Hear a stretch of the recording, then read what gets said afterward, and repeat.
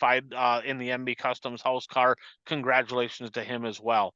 All right, guys, let's jump on to the 49th running of the Red Clay Classic they had this past weekend at the ABC Raceway in Ashland, Wisconsin. So, little recap of that, and then I'll let you guys just go ahead and run. I'll go class by class, and then if you have anything that stuck out in that class, I have a couple things. I'll let you guys have the floor first. But Midwest Mods, they hit the track first, and Hibbing, Minnesota driver Mike Blevins in his home-built chassis, parking it in victory lane. Joey Jensen second, James Vandella third.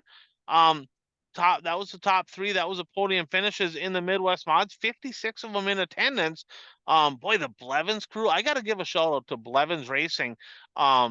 Mikey Blevins won the Labor Day Shootout. Sam Blevins won the Wissota Classic. And then Mike Blevins won the Red Clay Classic. That is an incredible postseason right there for the Blevins family, winning 3 of the major invitationals in September up in Wissota country. Congratulations to them. And anything stick out to you guys in the Midwest Mods? Well, I was just going to say, when was the last time you saw a winner of a big invitational? When was the last time you saw a winning car of a big time invitational not have any sponsors on it? It was just a number. And Correct. so I thought it was kind of cool that, with all these fancy graphic jobs that some drivers have, it was kind of cool to see a car win that was just a black car with a number on it. Lower budget team and passionate about racing. So Kraus, we talked about this quite a bit. There's not as many super passionate racing families out there as there was, say, 15 years ago. The numbers just aren't there. Right now, when I think Hibbing Raceway today, you think back in the past, you had the Estes, the Kittners, all that, right? But you think Hibbing Raceway now, that Blevins family is among the most passionate group of racers on the Iron Range, and to see him win that race, that bodes well for what's coming up for 2025. And did you see immediately after the race when he went to victory lane, was that his son that leaned in and hugged him? I mean, yeah, that was really cool to see. Right. Yeah, they're super passionate, so definitely cool. Kraus, anything stick out to you in the Midwest Mods? The race took 12 minutes, only 2 or 3 DNFs, and it was only a 20-lap feature. One thing they got right with that class was it was only a 20-lap feature, and it went by pretty quick. They did a really good job and got the race done. Yeah, and that's the thing that happens, and this is no disrespect. I'm not banging on people that aren't as experienced or whatever when I say this, okay? But that is the benefit of when you have big car counts at specials, is some of the drivers that maybe spin out or whatever, they're in the B main and you don't have as many cautions in the A main because it kind of weeds out some of that. And that's why I like the postseason. You get the best drivers in the A main, and you typically have less cautions. Superstock A main, Shane Sobraski, 48 cars in attendance. Sobraski, Steve Stewart, Terrence Spacek, 16th to 3rd. A great run for Spacek. So that was your podium finish in the Superstocks. Of course, Sobraski doing Sobraski things. Your thoughts on the Superstock feature? Did either one of you get a chance to pay much attention to that? Yeah, that race probably should have only been 20 laps long. I kid. A lot of cautions in that race.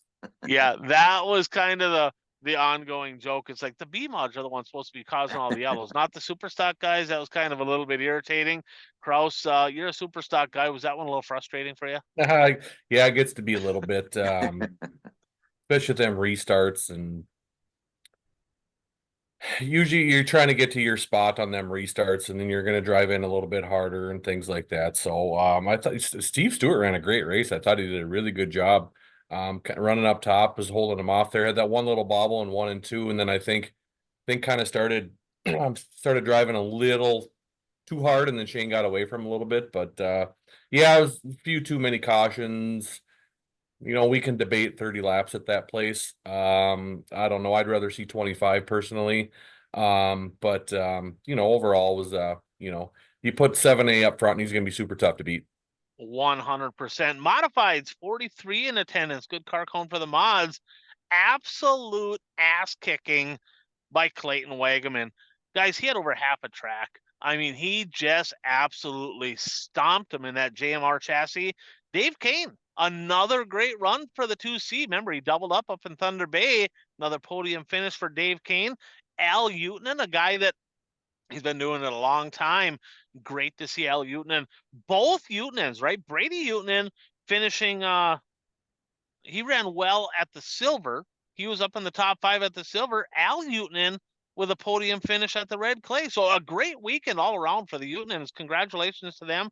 Daryl Nelson +10 and Caden he got 4th. Caden Blazer rounded out the top 5. So a great weekend for Blazer as well. Mike Anderson, I don't remember exactly where he finished, 2nd, 3rd. He was up somewhere in the front. From what I understand, 20 pounds light at the scales, disqualified. So I got that word today that he got DQ'd. He was light. Bummer for him. Boy, in a modifieds, you don't add much weight to modifieds. I guess from what I understand, there was a bunch of people adding lead because what was that one? 40 laps? I think that was a 40 lap feature for the mods. So they added 10 to every feature. yeah, so yeah, like Kraus is a super fan of that. He figured it probably needed to be 75 at least, but 40 laps and yeah, sounds like there was a lot of people pretty low on fuel. They were adding lead. Mike Anderson just overlooked it, did not add lead to the car. Probably didn't think it was going to be an issue.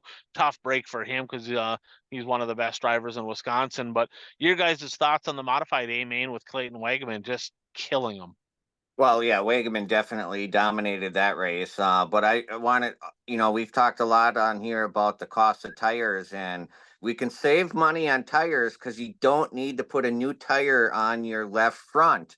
Daryl Nelson broke a tie rod early in that race, and and he raced most of that race with his left front off the ground.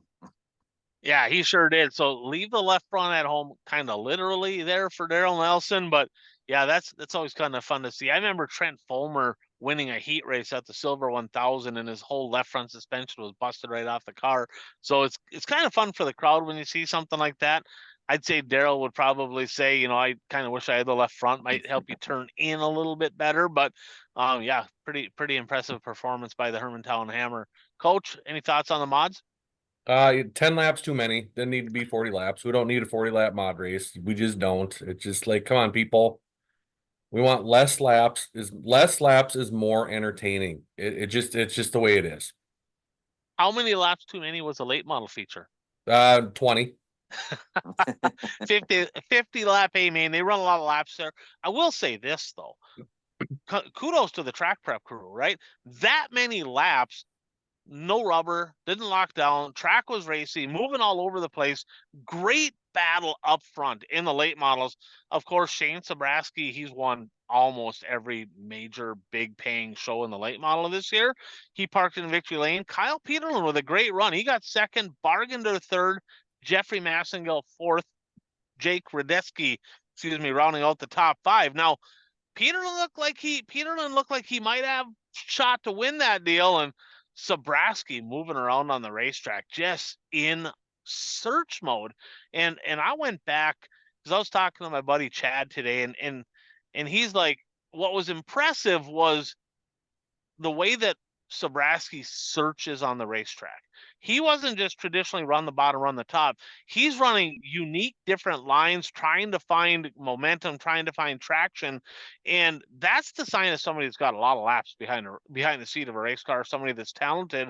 But your guys' thoughts on just watching him? If you're the leader, he's going to go 100% where you're not. Your thoughts on that? That's one of the advantages of not being in the lead is that you can search because you're searching for a faster lane than what the leader has. Where the leader, if it feels good, well, I mean, you guys are racers. I raced a specialty race in go-karts, but if you're leading and it feels good in the lane that you're racing in, you're going to stay there because you don't know who's behind you, what they're doing behind you. So it is fun watching cars behind the leader search. But I do want to say that Peterlin roughed up Ashley Anderson a little bit to take the lead. there was contact. That's all I'm saying. I don't know. I don't know. I'll get Krause's opinion on that. I mean, yeah, there's a little contact made. It looked. Did he slide him, and did Ashley Anderson try to fill the hole that wasn't there? Did Kyle get into him? I don't know. You guys give me your thoughts. It was tight. It was tight, but I don't know. I mean, do you think Ashley maybe should have wore it up there, Krause? What do you think? I don't even remember. I don't even remember the incident, so it must not have been that bad. So, but on Bert's point, and your point with Sabraski is, he's there to win. He's not. It depends on who's in second place, because there could be some guys there that's just happy and content to be in second. And they're just going to drop around the bottom and follow the guy. Not with 7A, and there's a lot of people that aren't like that. So he's going to search around and try to find that faster lane. So, how did you end up seeing who won my Race Pass Fantasy Racing at Ashland, Ryan? Did you end up seeing that? Did you get that one done? So we were first and second after day one, and I literally was out of the golf course and did not even submit picks for day two. So I should have, because we could have maybe got 1-2, but congratulations. You didn't need to, because they took day one. It was only one day, and they took your picks Oh, from really? day one right into Saturday. So you ended up 15th. You slipped down to Okay, 15th. I slipped. And I did get the win. I got the big W at Ashland. There you go. Congrats. About time you freaking won something. About time. You can't win hockey because you guys don't even freaking show up. So there's that. And so I don't know. So you won something anyway. Congratulations.